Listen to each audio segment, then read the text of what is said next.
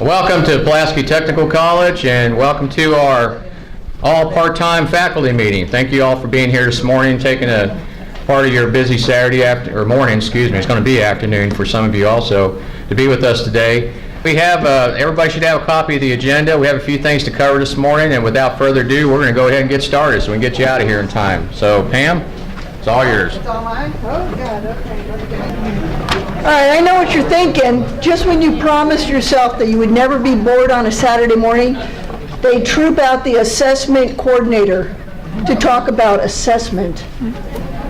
Sorry. We're going to make the most of it, though. Ahoy, mateys. Try it again. Ahoy, mateys. All right. Thank you for playing along. I won't ask anything else of you today. Uh-oh. All right. We're here to talk about assessment and HMH portfolio.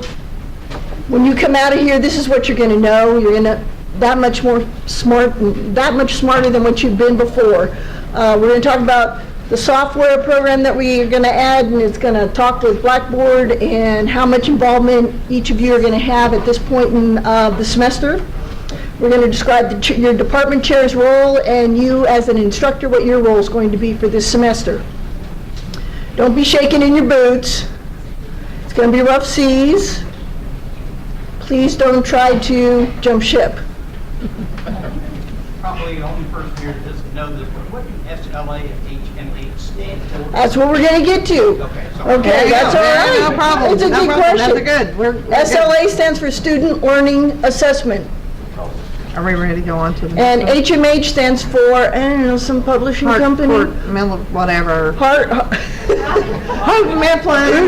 Harcourt. Oops, let me go back. Sorry. Okay. All right, I'm told I have to stay in one place, so I will just gesticulate a lot, so that way I won't bore you. All right. The relationship between student learning assessment and this software program. What you have on your syllabus, you have your course objectives. Those build up and support your student learning outcomes, which build up and support your program learning outcomes, which build up and support all of our institutional learning outcomes, and all that supports our mission and value statement. That just kind of shows the pyramid there. All right. Typically what we have, every single department, division, different instructional units have developed a student learning assessment plan called the blue form. We also call it the SLAP form. I'll tell you why later. And so what we have is we have identified student learning outcomes or program learning outcomes, and we show how they relate to your institutional learning outcomes. And we have 7 institutional learning outcomes. We also identify which assessments or assessment assignments, however you want to say that, connect and how they connect all the way across. When we use HMH Portfolio, the software program, these connections are going to be made within the program. And so that enables us later or at any time in the semester to actually roll up a report that tells us how our students are actually doing when compared to when we're looking at certain specific learning outcomes. So we could actually take a look at the entire college and say, how are they doing on their information literacy knowledge? And we can actually go into the system, and all the assessment assignments that are related to information literacy will be pulled out, and we can draw up a report from that. It's a whole lot better than me contacting all of you and saying, I need a report on Monday that talks about how your information literacy is coming along. Now we can do it through the software. All right, you don't have to know all these little words up here, but you should know what this is. What is this boxy thing? It's a rubric. All right. The beauty of this software is that we're not just able to pull the entire score, one score from a rubric. We can now do it through the software. We can pull scores by row. So we can dig down to that level of detail. So for example, this is, where's Brenda? I saw Brenda earlier, but Brenda Bradley's group, History People. They're rocking it. So this is their rubric. Go ahead. The first two rows talk about historical analysis and supporting historical evidence. And so they receive a grade on this rubric for those two items. And so what we can do is we can pull the scores from those two rows and have them address critical thinking. So we can see how our history students are doing with critical thinking. And then for the remaining 2 or 3 rows, summative statement, organization, sentence structure, mechanics, all those things you usually have at least one row of for your papers, that no matter where they write across the curriculum, you should be at least scoring something to do with grammar mechanics. And so we can pull the other 3 rows and we can see how those address communication. So that's the level of detail that having this software is going to allow us to do and to report on. All right, what we have also, now we're going to talk about the people side. All right, that'll be some of you. We have builders groups, we have instructors who upload information into the system. So we have our institutional learning outcomes, our program learning outcomes, and our student learning outcomes already input into the system, so nobody has to worry about those. They're already in the system, they're already labeled, and then all the builder has to do is once those assessment assignments are into HMH system, they just have to make sure they're connected to the appropriate or most appropriate learning outcome. All right.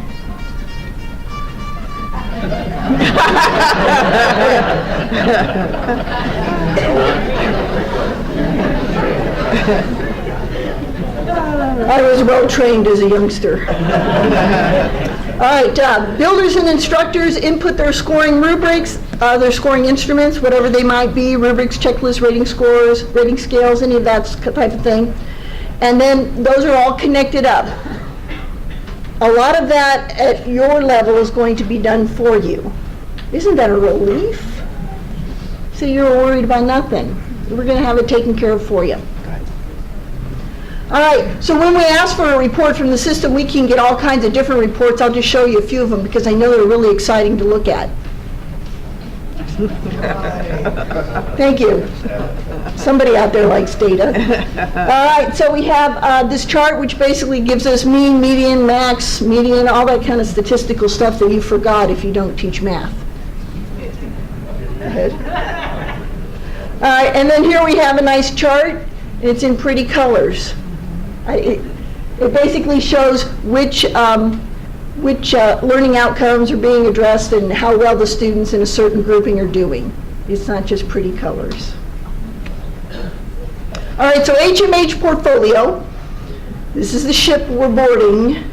All right, basically it's a learning management system. It's a lot like Blackboard and it's a lot not like Blackboard.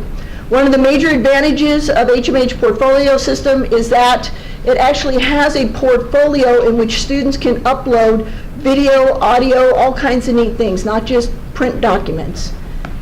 And they can upload that, and then after they graduate from PTC, the students will be able to access that, and they will be able to use that to demonstrate certain skills to their potential employers. That's nice. That's a nice feature.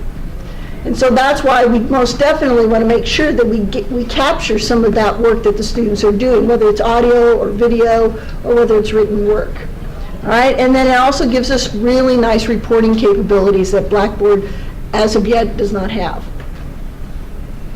All right, so it's a standards-based portfolio system. 3 big things you need to know.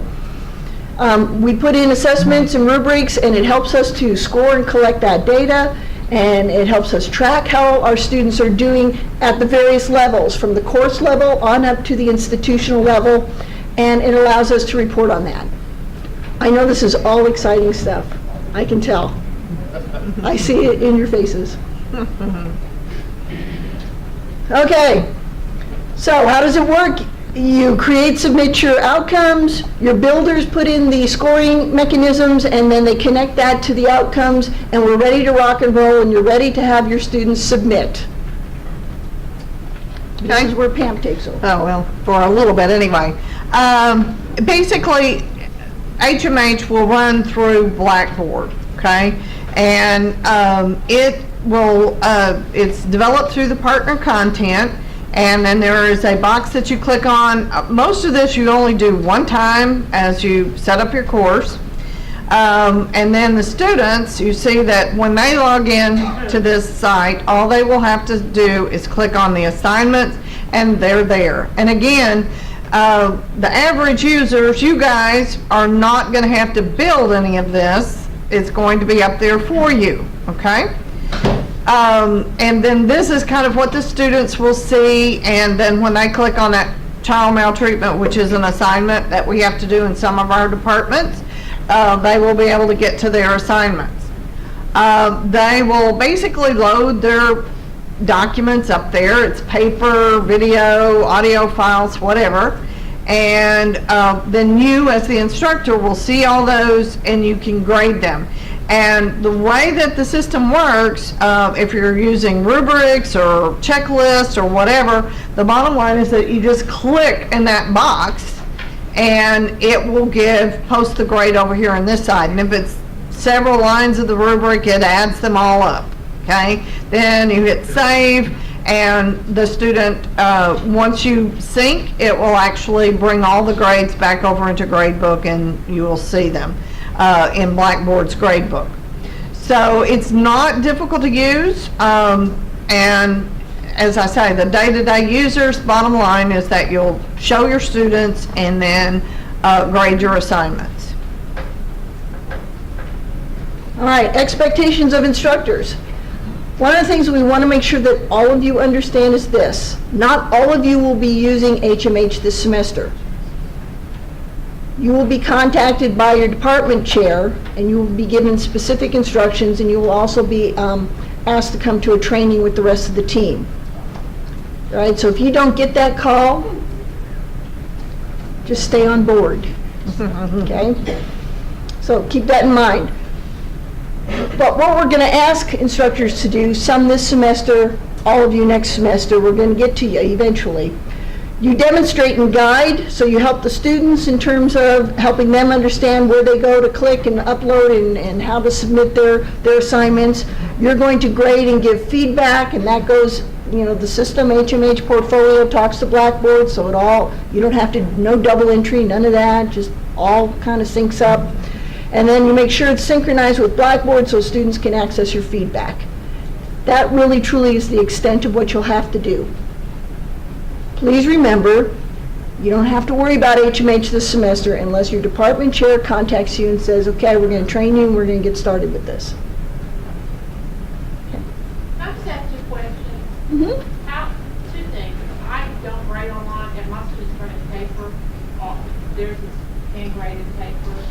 And second, how does that work with Jim's Bar? Are you doubling up the grade? The Campus Connect in this old version does not talk to Blackboard.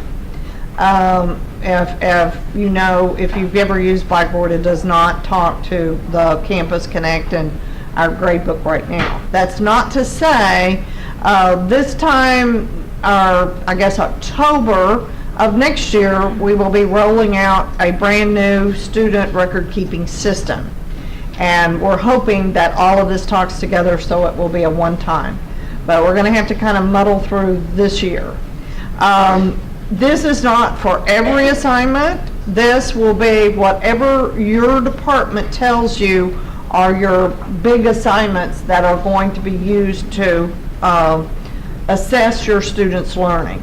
But they will have to be uploaded to the system. So your department chair will tell you how to do it and what needs to go up there. But there'll probably be at least one assignment up on the system. And again, they're working as a whole team, and the department's making these decisions together. Okay? So this is just previews of coming attractions. This is no means is this your training. Okay? Let's make that very clear. All right, good question.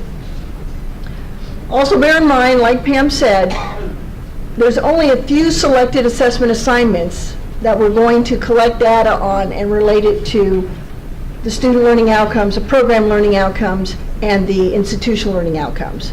So you do whatever you plan to do, that's what you're doing. But there will be a few assignments, a few assessments that your department chair is going to hand you and go over with you and say, this needs to be done, it needs to be done by this date, and this is how we want it done. And then if you're part of the group that's going to be working with HMH this semester, they're going to bring you in for a training on the mechanics part, on the digital side. All right, so nobody's run to the gangplank and tried to get off yet, so that's a good sign. All right, any other questions, comments, or exclamations? Yes, sir. I have parking issues. That affects my ability sometimes to access the computer. I do a great job at taking what I do. I have problems with this point. But this looks overwhelming to me. Parkinson's disease, I don't think I can. What we will get some help for you, sir, too, because a lot of it is just strictly from your end, will not be a whole lot of like typing per se, it'll just be clicking. But if you need some help with that access, I'm sure we can make arrangements. Just talk to your department chair and we'll make arrangements to get some help for the clicking part or whatever that you have trouble with. So we will definitely make accommodations. Any other questions, comments, exclamations? All right, thank you for your time.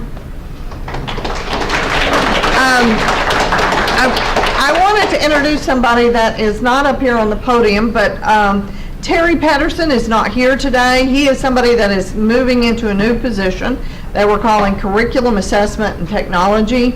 And he will also be helping with our rollout of the HMH during this next school year and probably the next. But I wanted to introduce Aurora Adney. She is over our Blackboard, but she is also a big player in all of this. And for those of you that also use Blackboard as a regular class component, she will be available to help you with that. So here is her contact information and her email. And again, we're taking this a few steps at a time. There are some departments that are getting close to being ready. So we're going to start rolling them out pretty soon. But then we'll have the rest, hopefully the rest will be next semester. And again, we will come back in and work with you on how to do all of this stuff.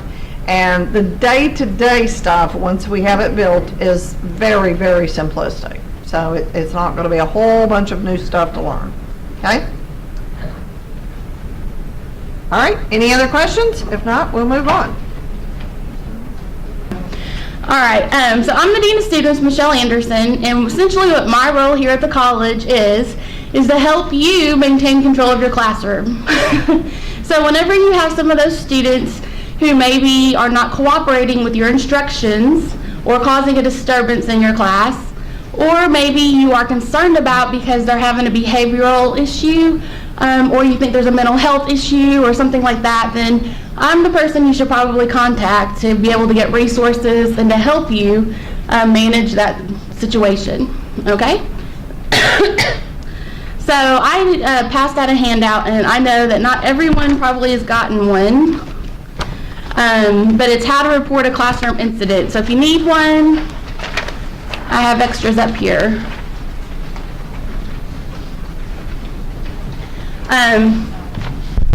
Looks like there's a few hands up. So essentially, if you have a situation, Dr. Long's going to work on getting those out.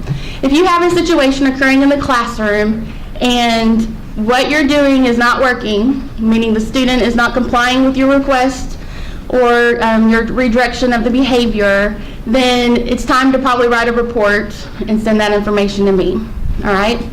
And that can go from a general, won't stop talking in the classroom and you are constantly having to talk to them about that, all the way to someone threatening someone or getting in a fight or a verbal altercation, all that range.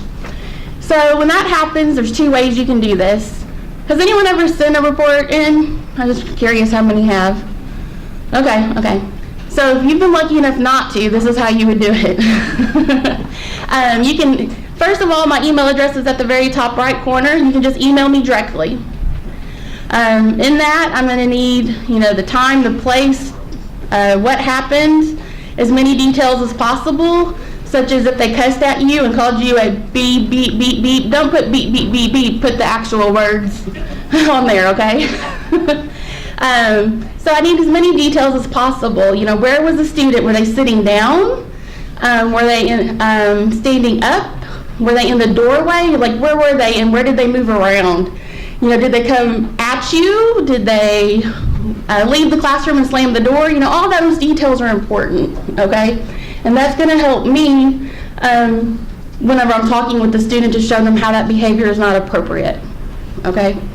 The other way you can do a report is on the portal, and you essentially go to faculty staff, and it's on like the fourth bullet here. It's on your sheet. You go to the portal. On the left side it says Dean of Students. Click on that, then it's incident report. All right? So those are the two ways to get me a report. Here's what you need to know. Whatever you write, I'm reading to the student, or the student can view, or they can get a copy of, okay, as a part of their student record. So you want to make sure that what you put in there is factual. It's maybe not written when you're angry about the situation or upset. Those types of things. So just keep that in mind, that whatever you write, the student will read or have access to, okay? So that's how you do that. Here is a few things I ask of you whenever you're dealing with a student. You may ask a student to leave your class if they're being disruptive, okay? But know that they're going to come back the next class session, okay? Unless the behavior was so extreme or endangering that I can issue an emergency suspension. But no, I can do absolutely nothing by you calling me and telling me about the situation. I have to have a written report before I can do anything. So you could call and tell me all about it, but I need that written report before I can issue that letter or the emergency suspension if necessary. All right? The process takes time, so they probably are returning to your class. If they return to your class and continue that same behavior, then it's okay to ask them to leave another time and to submit another report. Okay, we're not going to let this continue for a week if they're continuing the same behavior over and over again. All right, so just know, though, that you cannot tell them you leave my class and never come back. All right, please do not tell them to go see Michelle Anderson, the Dean of Students, before you come back to my class. Okay, because what they're going to do is they're going to call me before you're even out of class probably and tell me sometimes they tell themselves, sometimes they, but they're going to be telling me things and I'm not going to have a clue what they're talking about yet, right? So there's not much I can do until I get that written report. All right, I have a question up here. What kinds of behaviors would constitute them not being able to come back to the class? Like if they grab the instructor's shoulder, show the instructor or try to shove the instructor out into the hall? Yes, I mean, anything that endangers themselves or someone else is usually grounds for not returning to the classroom and issue an emergency suspension until they've met with me, okay? And when that happens as the instructor, you will be told if this person cannot return to your class pending a meeting with me, I'll send you an email or call you, okay? So you'll know about those situations. But students have a right to due process, and once they pay their tuition dollars, they have a right to your class. And so we have to be careful when we're telling someone they cannot come back to your class. Well, some of those instances, shouldn't you call campus security by that point? Well, that is the assumption that you're taking care of the situation as it happens. So if you need campus security, yes. But I'm just talking about the reporting part of it. Okay. And please, if campus security comes, you still have to write a report yourself. Okay. I just want to make sure everybody knows that because they're only responding. They're kind of when they get there, they can write from what they're seeing from that point on. But everything that you're telling them is kind of hearsay until you put it in your own words in writing. See what I'm saying? If you're just kind of telling them what's going on, we need it in your words because you may have some information that they don't put in their report. All right? Any other questions? Michelle, is the phone numbers for security folks Um, in some of those documents? It's not in any of these, no. They're on the whatsite, and then also, if you went to active shooter or emergency procedures, they always hand out the pamphlets. I recommend that for whatever campus you work on, or if you go between both or three, that you go ahead and put the security numbers in your phone for all those campuses. Did I leave anything out from yesterday? No, I'm good? Okay. And then the other handouts I gave out have to do with disability services. And I'm sorry, I know I might be short some, so I'm working on making copies, and I'll have them all up here for whenever you guys break, and you can grab them if you need to. The copies are about flex and attendance, and one is the form and one's talking about it. And then the other one is about scheduling tests for alternative testing. So how many people have done alternative testing? Can I see a show of hands? All right. So I think for the most part, most of the room has done that. Essentially, if you have a disability student who requires a no distraction environment or extended time on a test, then you can schedule that. The student should schedule it with disability services. And then you complete this form when you have a student who comes to you and shows you their letter saying they have this accommodation. They will have a letter, and they have to come to you to start that accommodation.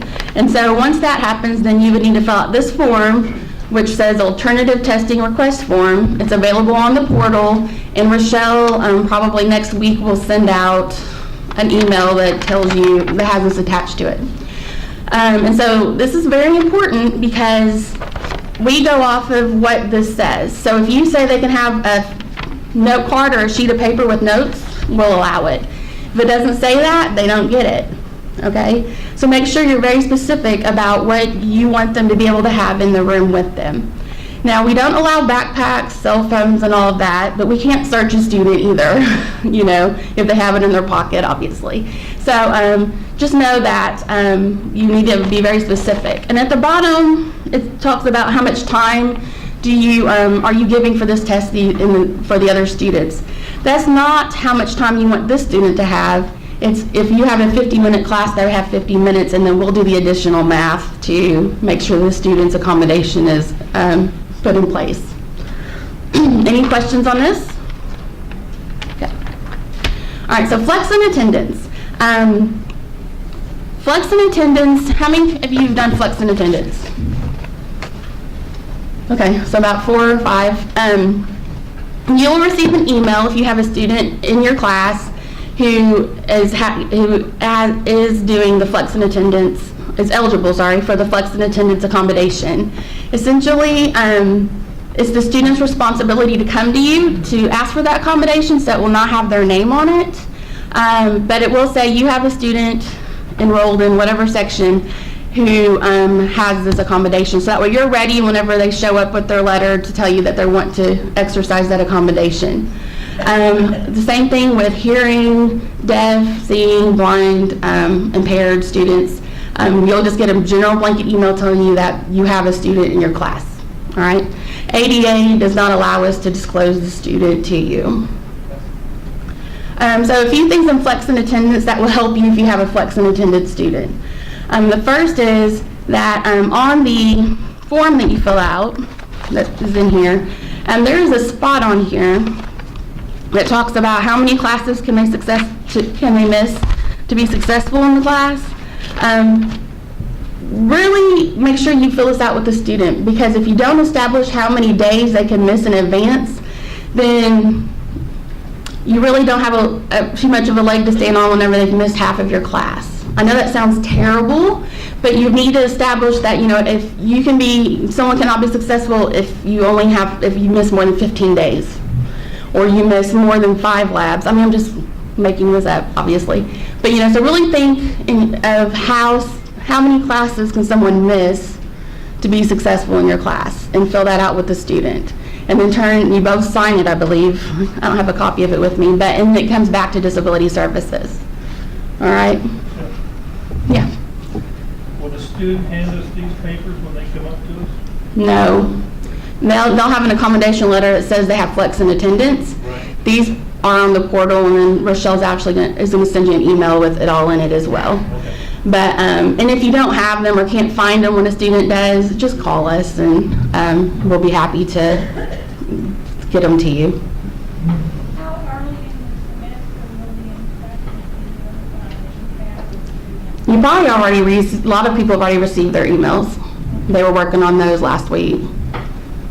But, know that a student can apply for these accommodations throughout the semester, so you may get 1 2 weeks in, a month before classes start, okay?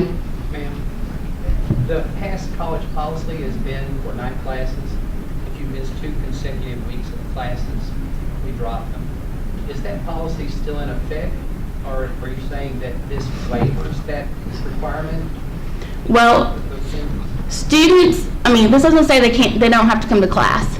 This is saying that due to a disability or medical condition, they cannot anticipate when that is going to, it's going to make it where they, like fibromyalgia, I think is an example. You don't know when or narcolepsy, things like that. You don't know when that's going to happen to you. So there may be a consecutive period where a student cannot come to class for those reasons. Now, it doesn't mean they're not doing the classwork or any of that, but they may not be able to physically come. So in those cases, there may be an exception to that 2 weeks. There could be. But we will just, if you have someone, that's why we do the sheet in advance, so it's not a surprise to you or the student. So you just would need to talk with us if it looks like, that's happening. A night class, 2 consecutive weeks is 2 classes, right? So if you're only doing 1 night a week. So, disability services can work with you on establishing what to put on that sheet of paper with a student, all right? Other questions? Joe? Okay.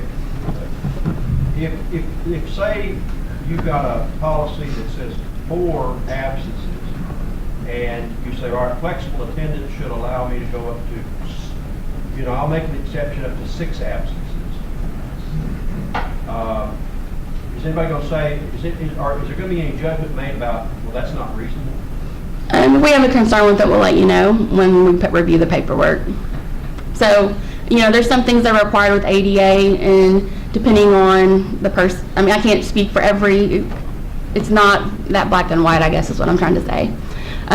Each situation is different. So depending on how many times you meet, what type of class it is, there are labs involved. There's a lot involved in that, So that's why we say, if you have flex in attendance and you have questions, before you meet with the student, you already know someone's coming into your class, you already know what class it's going to be, talk to us beforehand, so whenever your student comes to you, you're ready, okay? And we can help you through that. All right, so that's what I have. Couple time is it? How are we doing? Okay, so I have 2 things. Food pantry, we do have a food pantry. It's right behind me. It's usually about the first Thursday of the month. You can find the schedule online probably at the end of next week.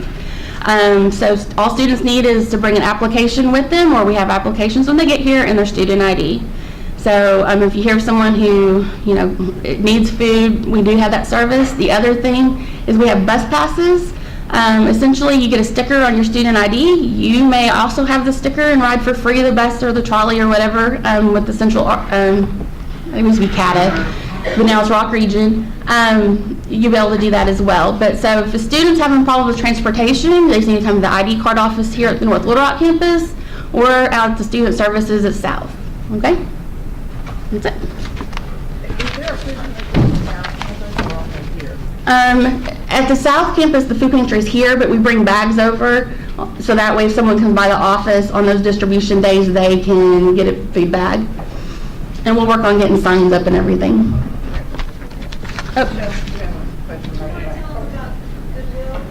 Oh yes, Goodwill, I'm sorry. Thank you. I knew I was missing something. So we have a very exciting partnership occurring. Goodwill Industries has, her name's Sarah Kelly, yes, another Sarah Kelly. She is going to be downstairs next to the Advising Center in room 103. Essentially, they're doing our career services, such as resume writing, interview skills.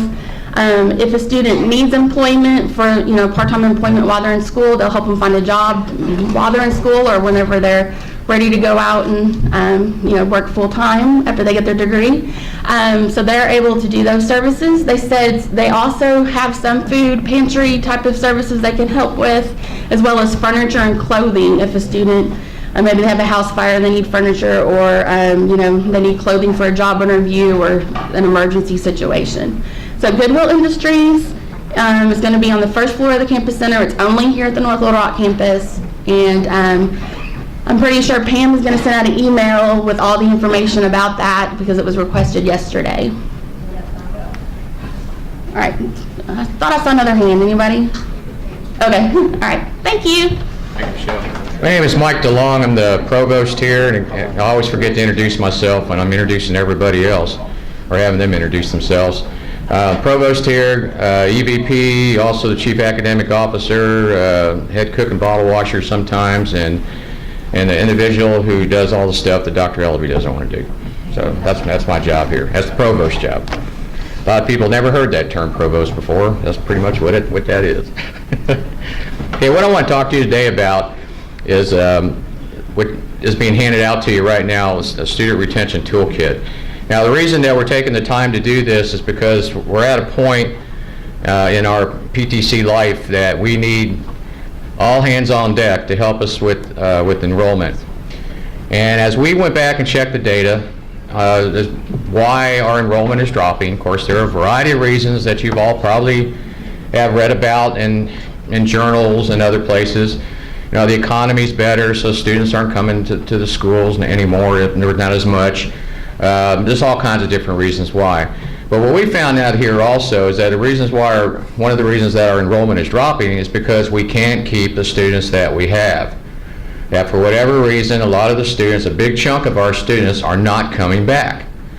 And there's a variety of reasons for that too. It could be life happens. It happens to everybody. And there's things that pop up you just can't control, and they can't come back. They get jobs. Why come to school if you got a good job offer? There's things like that. But we also found out there might be some other reasons and things that you can do in your classroom to help with the retention situation. So Dr. Ellaby tasked us to do some research and find out what some of the other schools and universities are doing as far as retention is concerned. And this is one of the easier things that, something that we can do real easy that we came up with. Abby Perrine and I went out and kind of scoured the internet to see what some of the other places were doing. We had a laundry list of documents and pamphlets and things like that had to do with retention, and we kind of conglomerated it all in this one toolkit, which we which we got from a college, and we actually called the college up and asked permission for us to use some of their ideas. It's written in there also. So we kind of borrowed and stole and everything else, but we got their permission to do that. So what I like to do now is kind of go through succinctly some of the things that are in that toolkit. There's a lot of stuff in there that's in more detail. Please read that, but I want to go over a few things. And some of these are common sense, and some of these that you're probably already doing right now. But I just think it's worthwhile just to kind of go over and talk a little bit about that and answer any questions that you may have. First of all, through research, there are three main factors that have to do with a student persistence. One of those is the quality of education. And ever since, since 2012 when I got here to now, it seems like the quality of our students is going up, the quality of our instructors is going up, the things that we're doing is facilitating quality in our classrooms. So that's one point. The other is personal contact with faculty, and that's kind of what the toolkit, the pamphlet, is going to be talking a little bit about is what you can do on a more personal basis to kind of help us with reaching out to the students and helping with the retention. And also developing a home-like atmosphere. So those are three things that research has shown that if you do these things, you have a better chance of retaining these students. And there's 12 key strategies for promoting persistence, and those are what we're going to go over right now. First of all, like I said, some of these are pretty easy. We'll go through these kind of fast, but they're common sense. Learn and use student names, if you can. I've told Bruce before, I'm terrible with names. I'm great with faces. terrible with names. So when I was teaching before, because of that, eventually I would learn the students' names over time. But if you can learn them, if you have that ability the first couple weeks to learn a student's name, my hat's off to you. I was not able to do that, so I did something in my classroom as simple as having them do a nameplate and put it in front of them.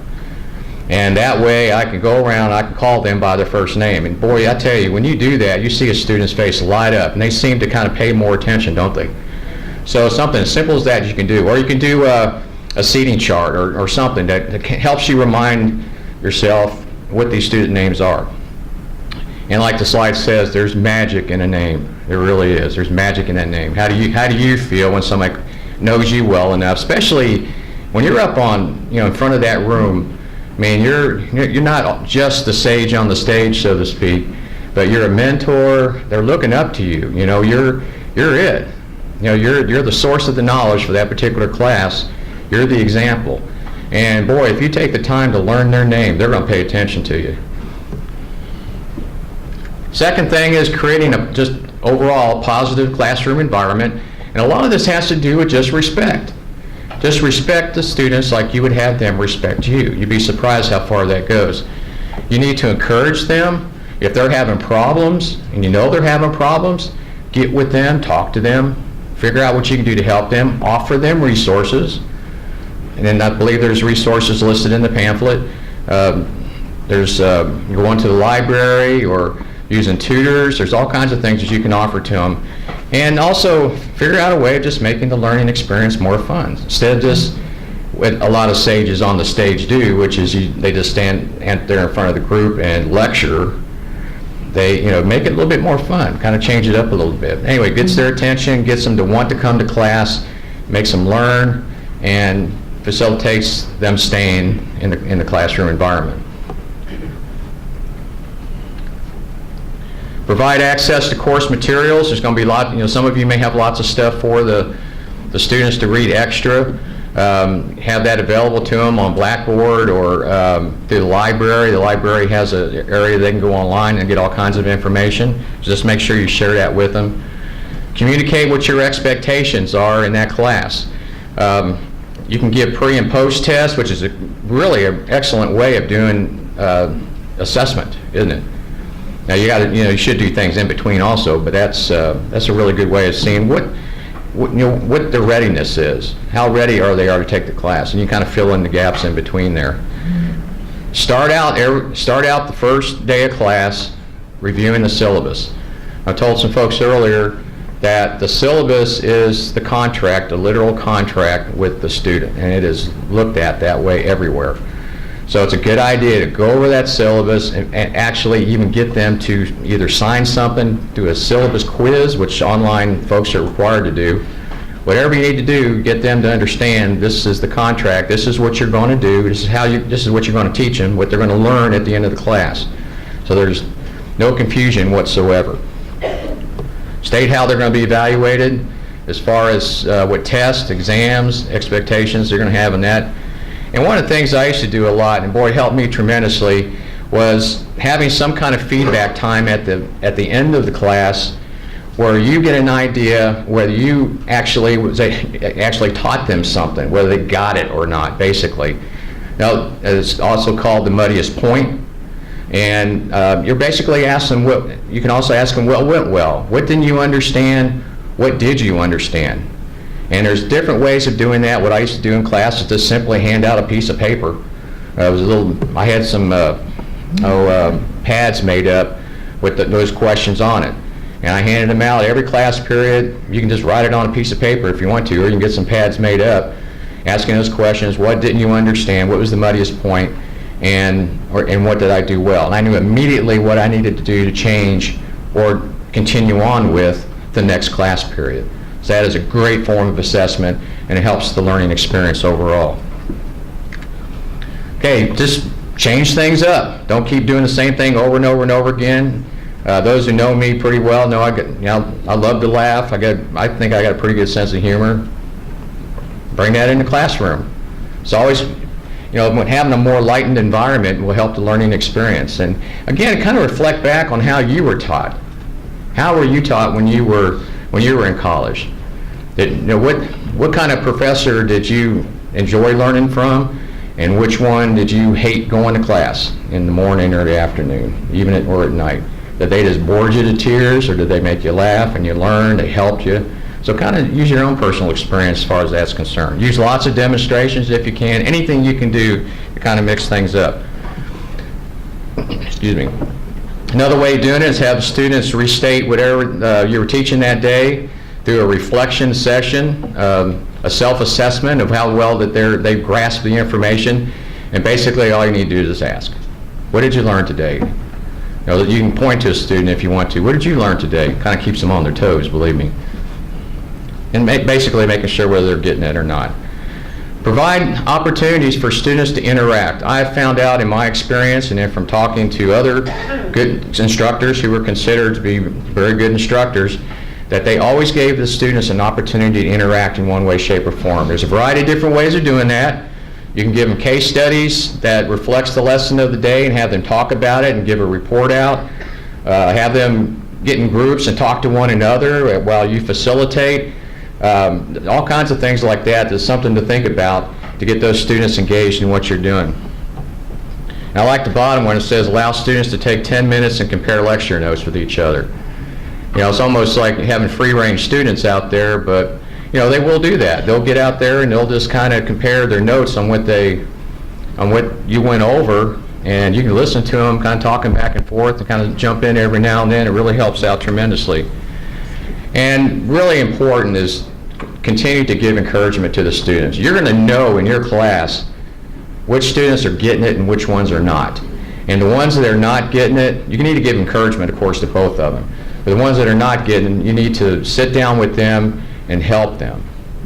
Either help them personally or send them to a tutor, whatever you need to do to keep them engaged in the class once again and to help them understand what's going on. Basically become a mentor to that particular, or to all the students actually. And where I talked about direct students through appropriate resources. Provide different ways of evaluation. Don't just always give tests. Don't always give tests. Tests are okay. Tests are okay. But again, you can kind of mix it up with different kind of written lessons. A couple of instructors in here I was talking to earlier, you use 1-minute papers, which is a great way of assessing whether they get it or not. Have them sit down, a blank sheet of paper, 1 minute, go, write down what I talked about today, and you'll find out real quick whether they got it or not. Some of you have probably witnessed this before, and some of you may even have witnessed this in yourself personally, but sometimes people are really, really smart and they really, really know the material, but for whatever reason, tests freak them out. They just cannot take tests. And we find that out when we're giving them assessment tests like the Compass. That just sitting down in front of that screen, answering those questions, just sends their mind in a whirl. So before a test, it's a good idea to kind of help relax them a little bit. You might want to review for the test. Again, some simple things. Put some old exams over in the library for them to go over. Just distribute practice exams. Just anything to kind of help, encourage them and know that they can do it, that they can take this test and they'll do just fine. Help prepare for that. Could be something that you do right before the final. Another thing, and something that we're getting a whole lot better at here at Pulaski Tech, is informing students of their progress. At one time, we didn't really do that great of a job. Some of them, and we still have a couple spots here and there where the students, if you go up to the student and go, hey, how well are you doing in this class? I don't know. I have no idea. My instructor hasn't told me. Now, I get this mostly from online classes. Online students. How well are you doing in that online class? I don't know. I haven't heard from the instructor and I don't know how long. I don't know what my grade is. They haven't posted it. Don't be that person, okay? Don't be that instructor. Please post the grades. Again, put yourself in their place. How would you feel if you're taking a class and you didn't know how well you were doing? You think you're doing okay, but you're not really sure. Kind of makes you a little nervous, don't it? Well, that's how they're feeling. So please post your grades. Get a hold of them sometime and just sit with them, tell them how they're doing. We do midterms here. Please post your midterm grades. A great assessment tool right there. Great assessment tool. If they're making an A, they're on course. Keep doing what you're doing. If they're making a C, you can do better. If they're failing, they know in the middle of your course they are not doing well and they need help. Instead of letting them go on and on and on and on, doing the same thing and failing that course, you can help them right there by saying, okay, I noticed by your grade here that, or they'll hopefully figure it out themselves. I need help because I got a 57% in this class and I'm doing good, but I need help. They'll come to you hopefully and ask for that help. And probably most important of all is believe you are making a difference, because each and every one of you are making a difference, believe it or not. When you're up there in front of those students, some of them are kids right out of high school, some of them are folks that have been around for a long time, some of them are older than you are. But they're still looking to you for guidance. They're looking for you for information, for knowledge, and for help. And so believe me, you do make a difference whether you think you are or not. And I have this little story up here, and some of you heard it before. I first heard it years and years and years ago when I was in the military working with some folks. And it's called the starfish story. And I'll go ahead and I'll read this to you, and I'll end with this. Thousands of starfish washed ashore. A little girl began throwing them back in the water so they wouldn't die. "Don't bother, dear," her mother said. "It won't make any difference." The girl stopped for a moment and looked at the starfish in her hand. And she said, "It'll make a difference to this one." And that's exactly what we're talking about, the difference that you can make to those students in your class. So at this particular time, are there any questions? All right, thank you very much.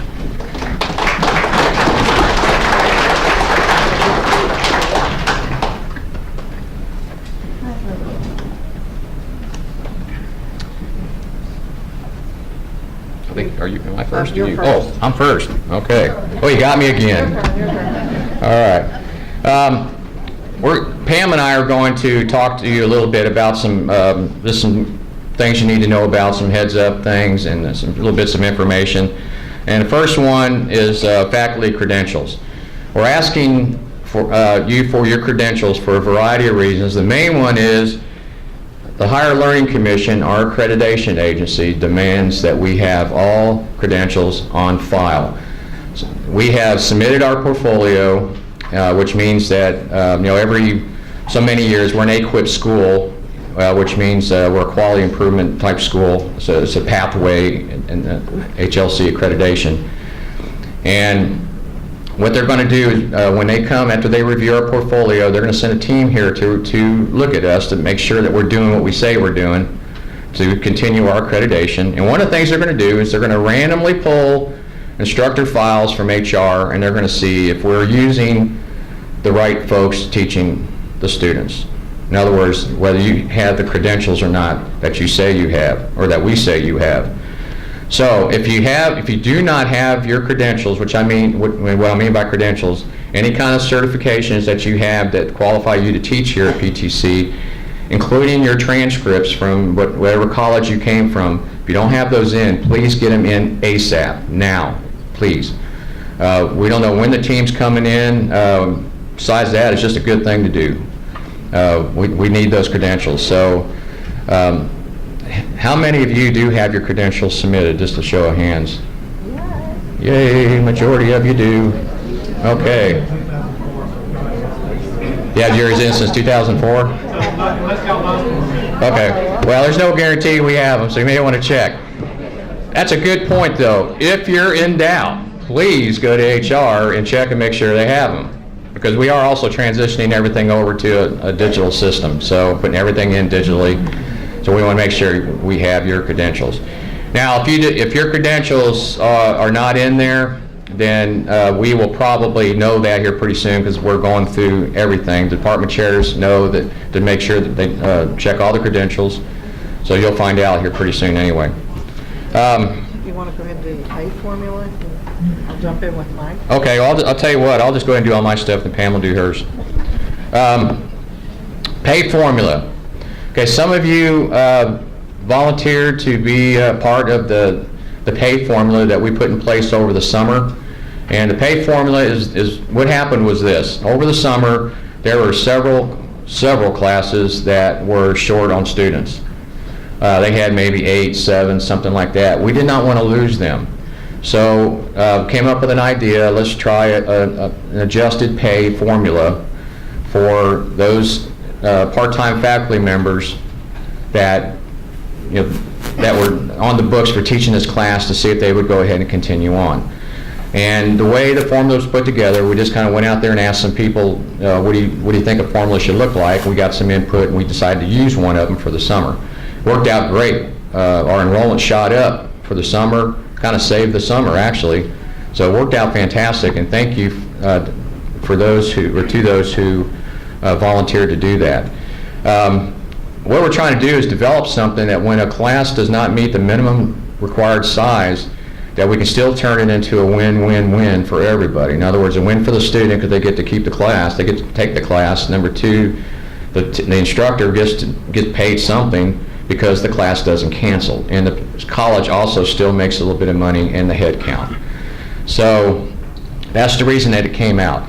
Well, we decided to try it in the fall also, and talked to Dr. Ellaby and in PEC, our administrative council, and decided that we would go ahead and wait for the fall, because we really didn't, even though we came up with what we thought, the deans and us came up with a formula we thought was pretty good, which is different from the summer.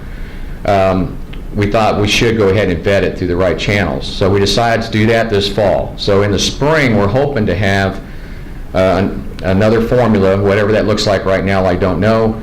But it's only for the part-time faculty and for those full-time that have overloads. It does not affect full-time pay whatsoever. I was reminded of that yesterday when everybody started getting really nervous. But it's just for part-time faculty and the overload, which they're paid as the same pay as a part-time faculty member at that time for overloads.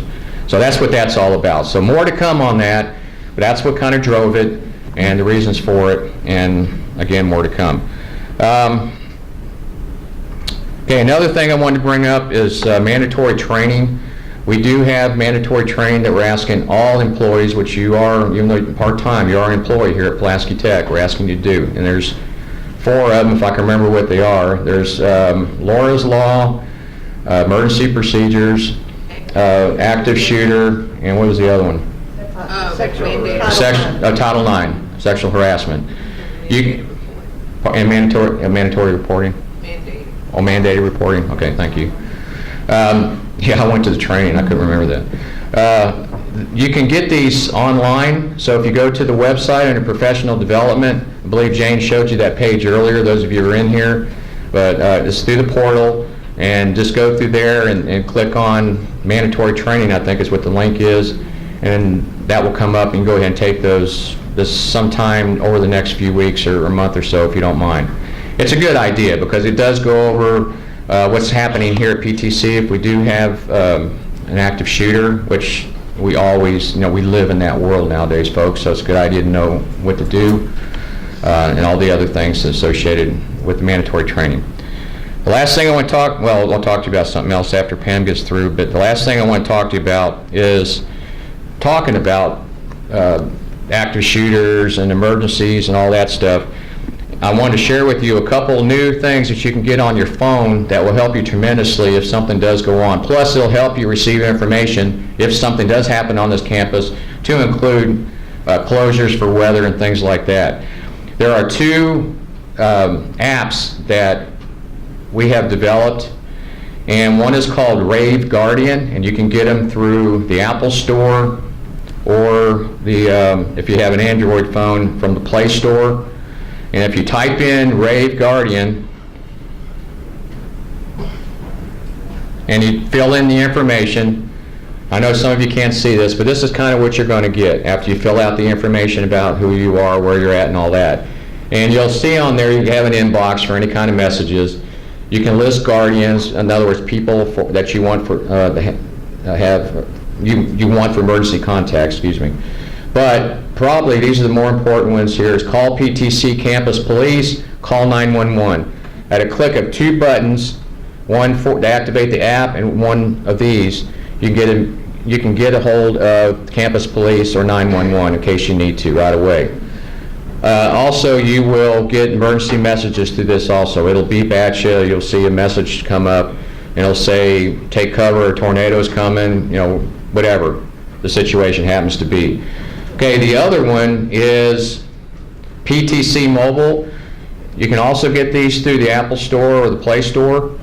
If you type in Pulaski Tech, this will come up. It'll be called PTC Mobile, and you got a whole variety of different things, anything from the calendar, or everything from the calendar to map emergency. If you click on emergency, it will also get you in contact with campus police. I would use Rave Guardian, but you can do it through this also. So it's just a link. It's got a social button on this thing. There's all kinds of stuff you can do with this app. So I encourage you. They're free. Doesn't cost anything.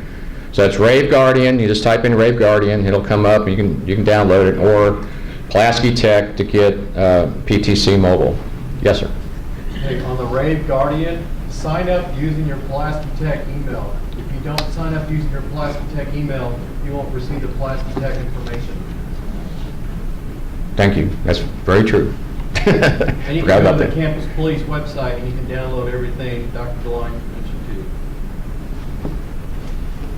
Okay? All right. Pam?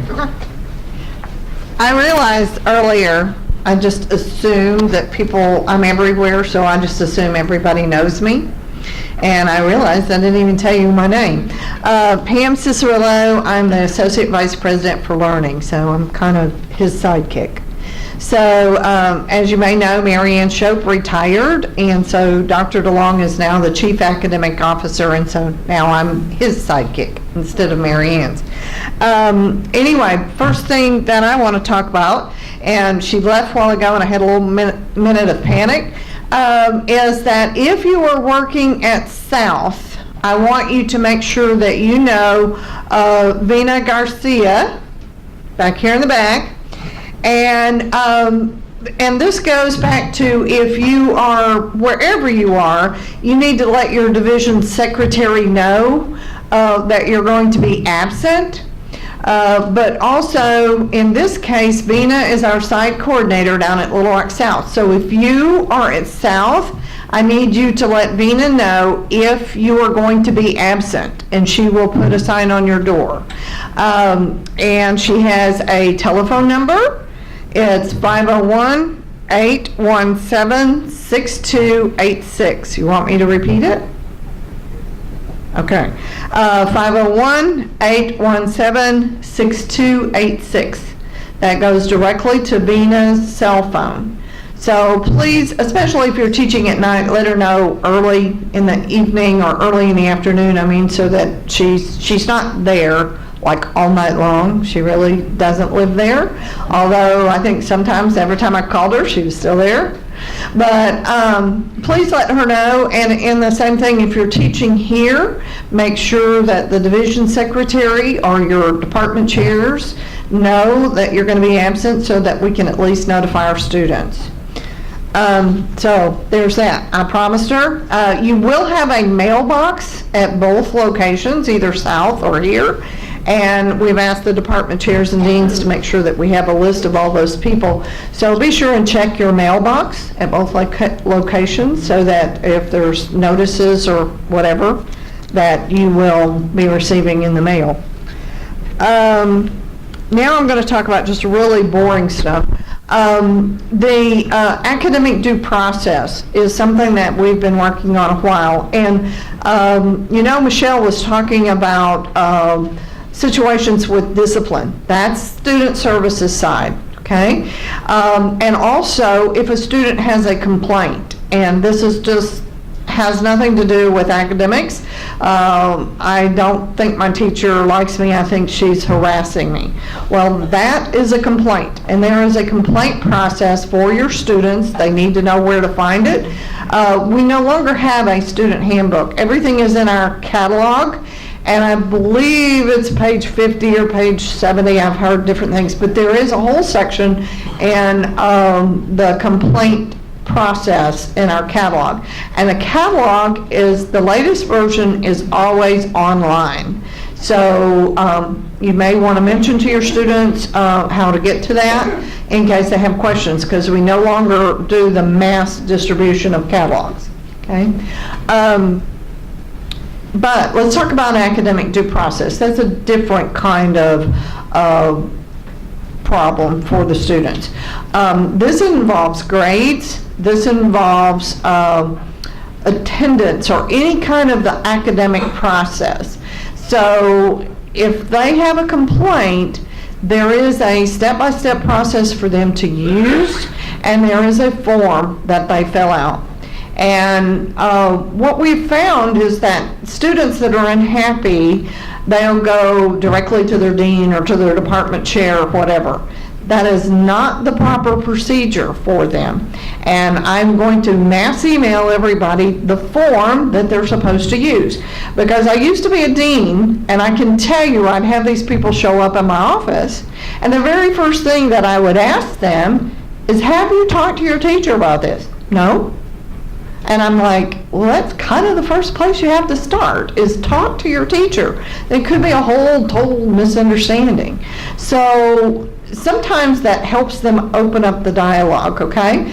But there is a formal process, because Higher Learning Commission, everybody requires that we document student complaints and students' academic processes. Okay? And when they have a complaint about academics. So it's super important that we have this process in place, and it's really used. And if I used to tell my students that if, as a dean, if I sit and listen to your complaint, I'm going to have a bias one way or the other. And so now that has really messed up your ability for academic due process. There is a system, there's a reason for us to go through that, okay? Now, I'm going to send you out actually 2 forms, I apologize. The one is what we're operating off of right now, and it's the old one. And there's 2 things in there that's not very clear, is that the student needs to put something in writing, and that means typed, not just sloppily handwritten. It needs to be typed. And the documents need to stay with us. In there, it's kind of fuzzy about the language, and it almost says that the student carries it to the next process. No, we have got to keep this documented. So even if this student complains about his academic, grade or his absenteeism or whatever, then you make sure that he or she has a copy, but you keep that. And if it's resolved at your level, then it goes to the dean's office, okay? You check it as resolved. Y'all worked everything out. Now the misunderstanding's over. You take what the student gave you, send them an email that you can document in that email that everything is resolved. Give them a copy of the form that says resolved. But now if it isn't, if it's truly something that they've messed up on and you say, nope, my decision stands, then you make sure that your department chair gets the original and all of the documentation, which means that you'll have to put together a statement that says, no, Susie did not follow the procedure, no, she's absent too many times, no, this is how her grades are figured. Make sure she gets a copy of the document and your statement, and then the originals go to the department chair, okay? So this is something, and why there's going to be 2 different documents, and I apologize. Second Wednesday of September, we have an academic affairs that will hopefully review the new document and approve it, and it's a whole lot clearer for the students to understand about the original stays with us and about it needs to be in writing. So those are 2 things that we try to spell out, and we try to spell out the step-by-step process, okay? So after the new form is approved, you'll get a new copy of that. But I have to tell you, when they go back and talk to the instructor, it cut our academic complaints about 2/3. because it forces them to go talk to you guys, which, I'm not sure why they don't do it anyway, but sometimes they just don't. So that is the process. Watch for that form coming to you in email, and then as soon as the new one gets approved, then I'll send you the new one. Any questions about that so far? Yes, ma'am. Could you please send us this form as soon as possible? Yes, ma'am. Taking a syllabus. Yes, absolutely. Send it out. I will do that, yes. I will have it out in the next couple of days, okay? The other thing that I wanted to, yes, sir. I hear this from other universities. They're having a problem where students have got together and they start a process of harassment to try to change grades. And I know specifically Wow. Love has this issue. And they actually teach it to the sororities and fraternities. They teach it to the students that if you harass the professor enough, they'll change their grade. Oh, And- we've not ever seen that, I so know thank that- God, thank God. I know we haven't, but that might be something that Sure. should be looked at while making the policy. Well, we'll have a whole lot of paperwork, because we're gonna make them do the paperwork, and we're gonna make them do it individually, and so, and it's gonna have to be justified. And let me tell you, the other piece of this puzzle is that syllabus. Because the very first piece of paper that your department chair or your dean is gonna ask for, if that did not come with that complaint from your level to them, they're gonna ask you for it. And I have to tell on one of my education teachers, thank God she's not here, is that the very first time she had one of those, I denied it. And I said, it is not in your syllabus. You're going to have to do what, and I know it's not right, and I know what the student's telling you is probably a lie, but you did not have that in your syllabus. And I can't uphold it. And so your syllabus is your contract with your student. And it only takes one of those to where you end up having to change a grade because you weren't clear. And so make sure all of these things like that are spelled out, your due dates, your papers, your, what they're responsible for. Absolutely everything goes in that syllabus. And then I'll guarantee you that that next level will uphold it, okay? But the syllabus is the key. And the other thing is, and snow happens, everybody knows that, so especially in the spring. So if your dates change because you've gotten behind because of forced snow days, then make an addendum to your syllabus and give them out that copy, okay, that you have changed those due dates. Because again, if the department chair, the dean, or ultimately at our level gets that complaint and we have your original syllabus but nothing else, we're probably going to deny it. So that is the super, making sure all of this information is out there to the students, super important. Like I say, they may get together, but it may be 25 pieces of paper that's coming through the process. So, because we have to have that documented. Okay? Any other questions?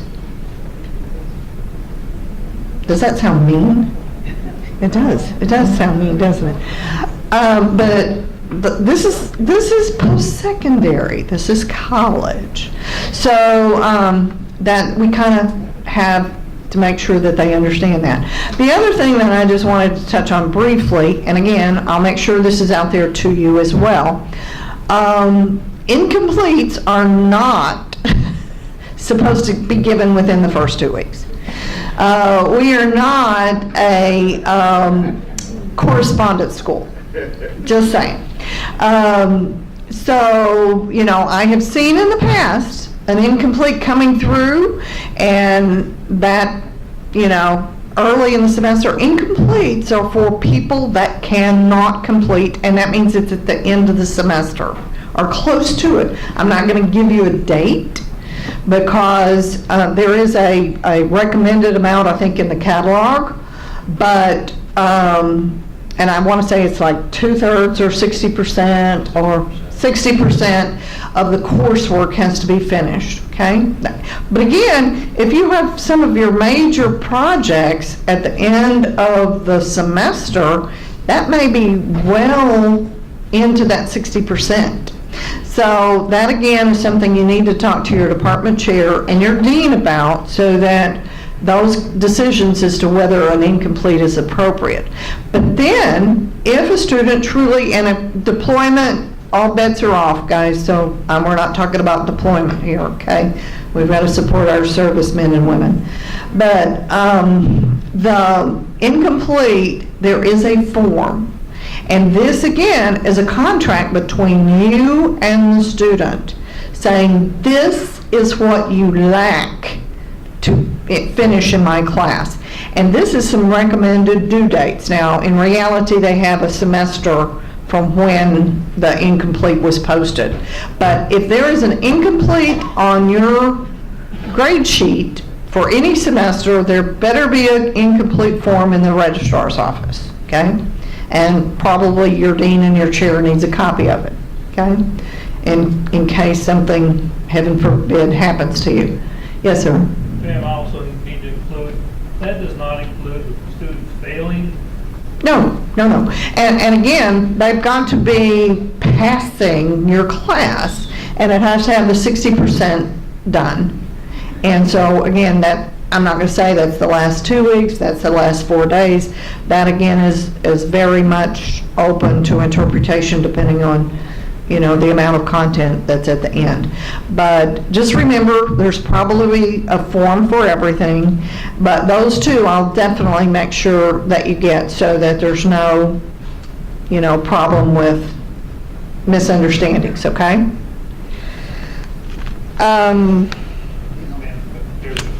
Oh, I'm sorry. Yes, sir. Ran this a couple of times on an incomplete. The student,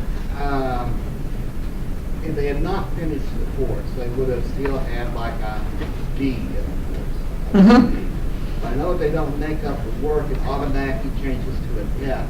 That's correct.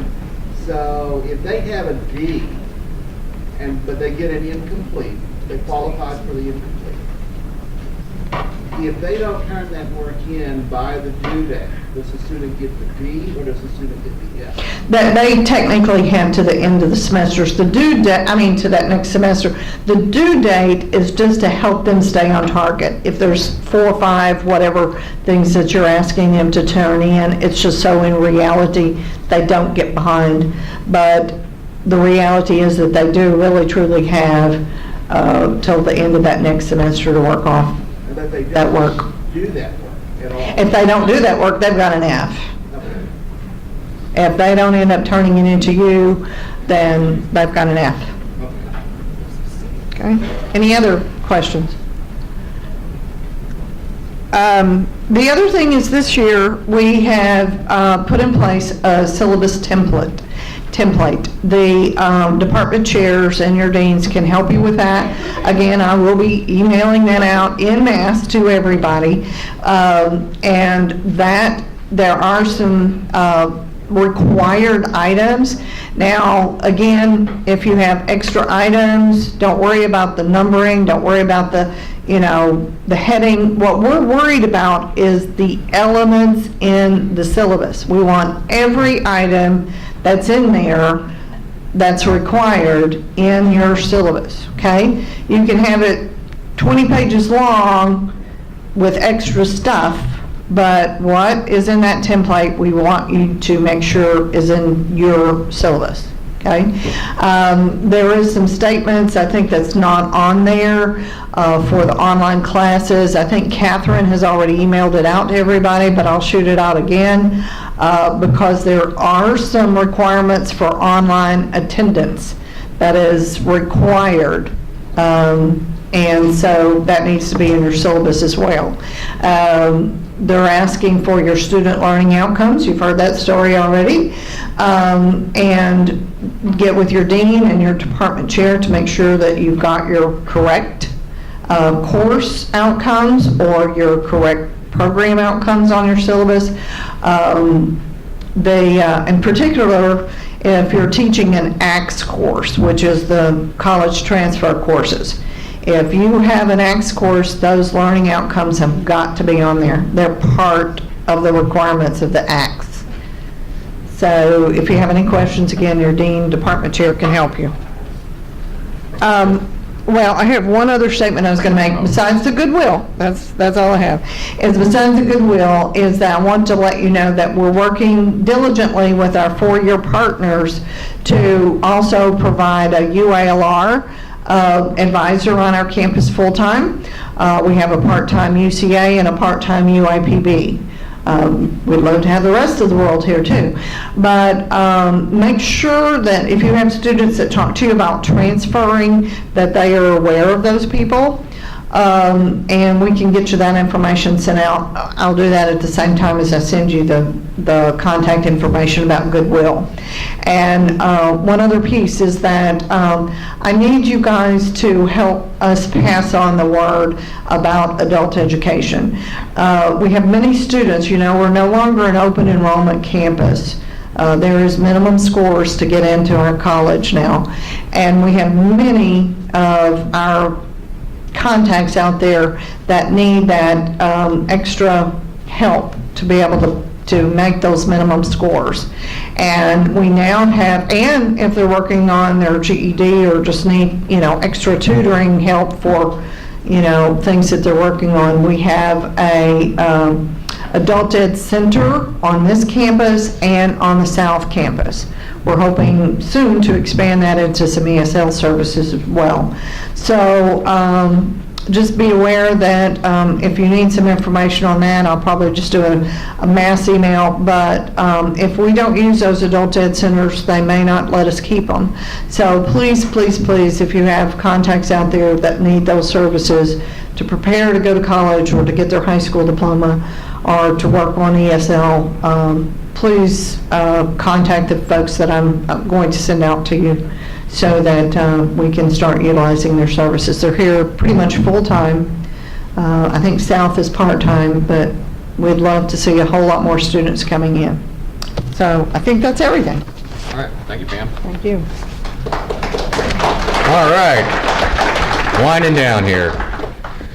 Okay, we have lunch for you downstairs in just a few minutes, and for some of you, I believe you're going to kind of take your lunch and go to your department meeting, which is fine. But I want to take just a minute and let you know where the meeting locations are at. So you may want to write this down. If you're in developmental math, it's CCB 308. Developmental reading and college studies is in CCB 307, which is upstairs. Developmental writing, CCB 313. Business information technology is going to be a combined meeting. That's an IT 303. Fine arts and humanities, English is in the Charts Theater, and then 402 and 403. So I guess you meet in Joey? Where you at? Charts Theater. Start in the Charts Theater. Performing arts, Charts 210. Visual arts, Charts 218. Philosophy, languages, and interdisciplinary studies, Charts 301.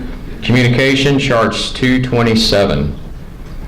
Okay, math, natural and social sciences, behavior science, AHEC 125. That's the Allied Health Building. Mathematics, B is in B Building 104. Natural science and physical science is in the Science Building 109 or 111. Social science is in the Science Building 101A.